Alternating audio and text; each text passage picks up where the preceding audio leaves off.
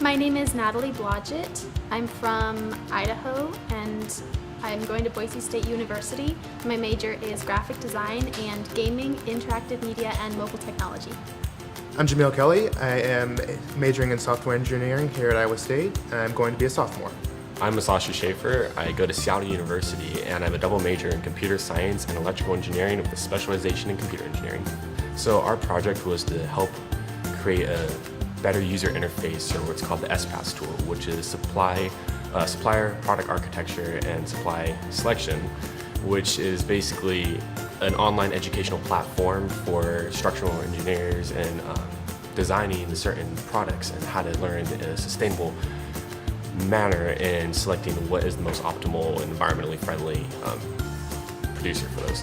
To do that, we used a modern responsive web design, React, and tried to implement as many features from the research we did as possible to actually make it a great user experience.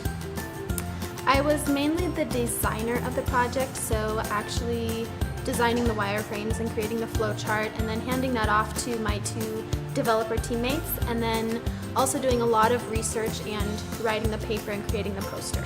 My role, I've spent a lot of time doing web development and programming and just trying to figure out how we're going to get this website stood up in a way where we can still allow for all the complex math, the matrix operations, which basically is the backbone of how this supplier selection works.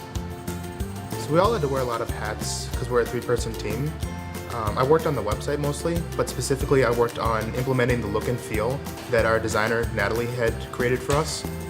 I'd say the most challenging part was trying to learn everything as you implement everything. So we were taking a lot of classes as we were learning about our project and learning about the research process.